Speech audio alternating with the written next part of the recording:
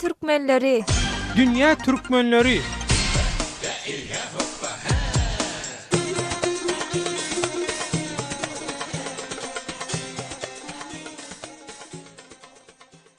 Gepleyer Azatlyk Radiosu. Azatlyk Radiosunyň Dünya Türkmenleri gepleşiginiň bugünkü sanyny Ýewropadaky türkmen diasporanyň medeniýet aladalaryna gönükdirýär. 3-nji noýabrda Germaniýanyň paýtagty Berlinne, 15-nji noýabrda bolsa Şwesiýanyň Göteborg şäherine diasporanyň ýaş nesliniň öz milli medeniýeti bilen ysnaşmak maksady bilen türkmen giýjesi geçirildi. Sosial mediadaky ýaýran maglumatlara we ýazylan tesirlere garalanna bu medeni çäreler diňewir Ýewropadaky däl, tutuş dünýädäki türkmen diasporada uly täsir galdyryna meňzeýär. Assalamu alaykum hormatly mehmanlar. Türkmen kultur ojagynyň adyndan bugünkü 2018-nji ýylyň nowembr aýynyň 3-nji günü Berlin şäherine geçirilýän türkmen aýdym saatly goşugyna hoş geldiniz.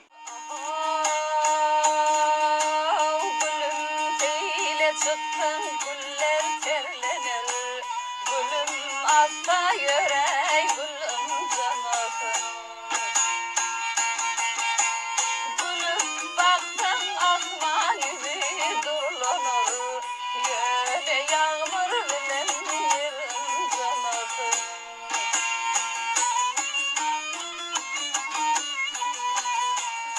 Eýsem Ýewropadaky diaspora üçin Eýrandan türkmen sungat toporunyň baryp aýdymsaz etmeginiň, ýagny ýörüýtü, türkmen giýjesiniň gurnalmagynyň nähili ähmiýeti bar. Türkmen sähraly türkmenleriň diasporasy medeniýet jemgyýetleriniň üstü bilen edýän aladalaryndan daşaryn maşgala durmuşyny türkmen däplerini saklap dowam etdirip bilýärmi? Muny aktivistler nähili düşünürýär? 8-nji we 11-nji noýabr aralygynda Berlinne Eýranly zenanlaryň owaza atly aýdymsaz festiwali geçirildi. 9-njy noýabr agşamy türkmen sähra türkmenleriniň sungat toporu bilen zenan aýdymçy Jemile Amanyan çykyş etdi. Yürüp çeşmen dostum kaldır başımı, bağısı gönlüm coşmadı çizsen taşımı. Kim bakın gül yakan gövher kasımı, gülüm bakınım değil unutamadım.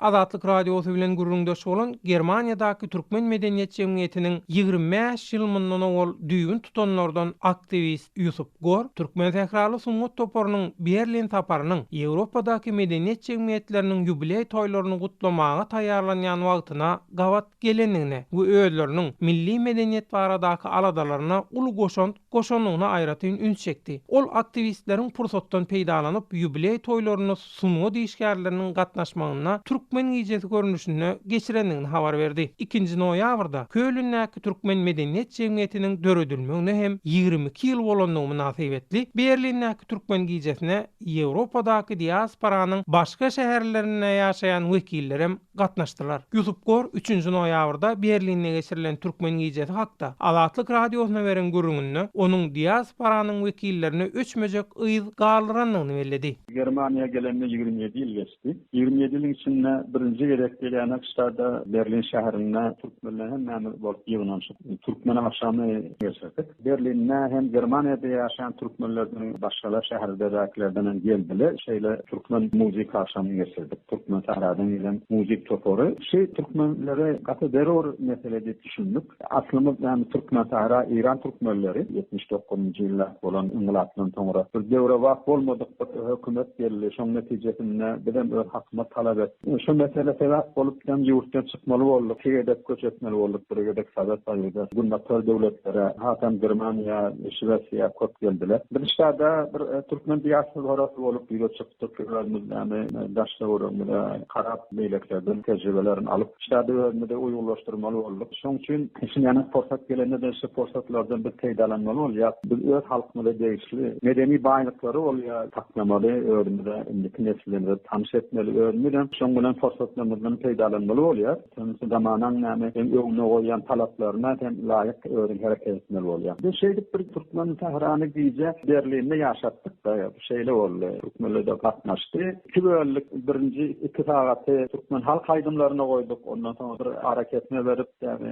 akşam nahar berip ardyndan hem häzirki zamana laýyk muziklerden başladyk. Döwre wagt aýdym tarlaryndan geçen 27 ýylyň içinde ýetişip olurlar da ýani uniwersitede kutarallary bar. Inhat çağraly bolup aktyw bolan maşgalalar bar. Şoňam meselem joýyja bir ýakyndan Türkmen muziklçylary bilen ümmetinen telewizionyna bir ýerde görýän bolsalar ýa filmlerde görýän bolsalar ýakyndan gözler bilen bir oturuşyp bolsa şeýle bir gowat bir akşam geçirdik ýatdan çykmazak. Ýaş ýetginjeňlerimiz bir tökür hiç toplumda görünmeýän ýaş jawan olanlar öz toplumyndaky ýaş ýetginjeňler üçin ýani bir gatnaşdy da şeýle bir gowat ýatdan çykmazak bir Türkmen ýyjy geçirilip ýeten boljak da hem de gelenler begelip bir şatlanyp gitdiler. Dip aktivist Türkmen Tehrany Aýdymsaz toporunyň myhmançylykda Ýewropadaky diasporada galyran täsirleri barada öz garaýşyny beýan etdi.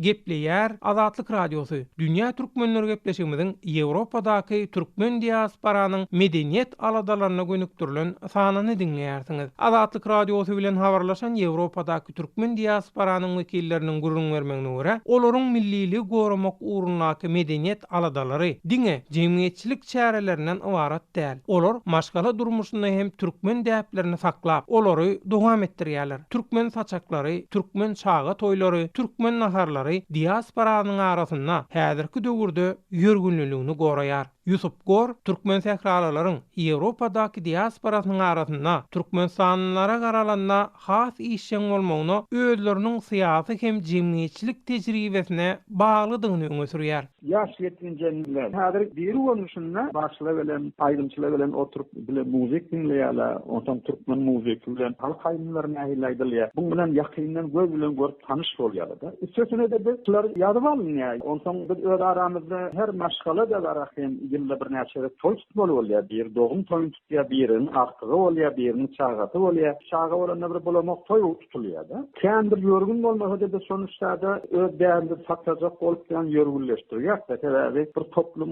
özüne mahsus gülleri bolmaly bolýar, özüne mahsus toýlary bolmaly bolýar. Şu toýda aýdymlar bolýar, bir tantebil bolýar, taşk oýnak bolýar. Bular da her topluma gerek bolýar, her adama da gerek, ýani sen saglygyna da gerek bolýar. Yani nerem sistemen aýdymtar bilen näme bir şartlanyp bilmeli, gündelik aladalan ýaşaýyşyny getirýän betbaçylyklary, rahatlary hemme bir undup bilmeli wagtynda. Sen muzik bilen undup bilsen, bir toplum bolup ýani bile ortağa çykyp tantebil bilsen, birlikde däme bir-birine gulup bakyp bilsen, şonu ýanak bir däme sagatly geçirmeli bolýar aranda. Şolar geçirmesen bir adam bolsun, bir toplum bolsun tafawaty ýok. Ol däme bir hasta sırkawlan bir topluma ewrilýär. Ol sen eliňäki da ol zamanan döwrün ýaşaýyşyň özüniň hökmü bar, sen şu hökmüden bilmeli we şoňa laýyk talabyna görä hareket etjek bolmaly. Ýaşaýyşyň dolandyryp durmaly. Elmiden gelenini aýanmajak bolýar. Başga ýolum ýok, çaran ýok. Hareketde bolup durmaly, aladada bolup durmaly, hareket etip durmaly. Dip aktivist bütün dünýädäki türkmen diasporanyň aktivistleriniň döwrüň talabyna görä özara gatnaşygy ösdürmeginiň bar bolan problemalaryň çözülmegine kömek etjekdigini öňe sürýär. Yusuf Gor, diasporanyň türkmen aýdymsazlaryna teşneliginiň baryp türkmen sehra bilen Türkmenstanyň arasyndan serhit çekilen döwründen başlandygyny we häzirem dowam edýänini ýetdi. Onuň aýtmagyna görä, türkmen aýdymsazyna teşnelik diasporanyň medeniýet aladalaryna we türkmençiligi saklap dowam etdirmegine esasy itergi bolup durýar. Azatlyk Radiosyna öz garaýşlaryny beýan eden Ýewropadaky aktivistler bolsa, diasporanyň arasynda Berlinde we Göteborgda gurulan türkmen giýjesiýaly ýygyderli ýagdaýda geçiriljek medeni çäreleriň ýaş neslin türkmençilik terbiýesini berkitmek bilen şol wagtyň özünde türkmen medeniýetiniň dünýä tanadylmagyna hem goşokdygyny ýetdi. Şonuň üçin hem özüni dünýä türkmenleriniň ata watanyny hasaplayan Türkmenistanyň diňe bir Ýewropadaky däl, bütün dünýädäki türkmen diasporasynyň medeni işlerine gollaw bermeginiň zerurdygyny aýtdylar.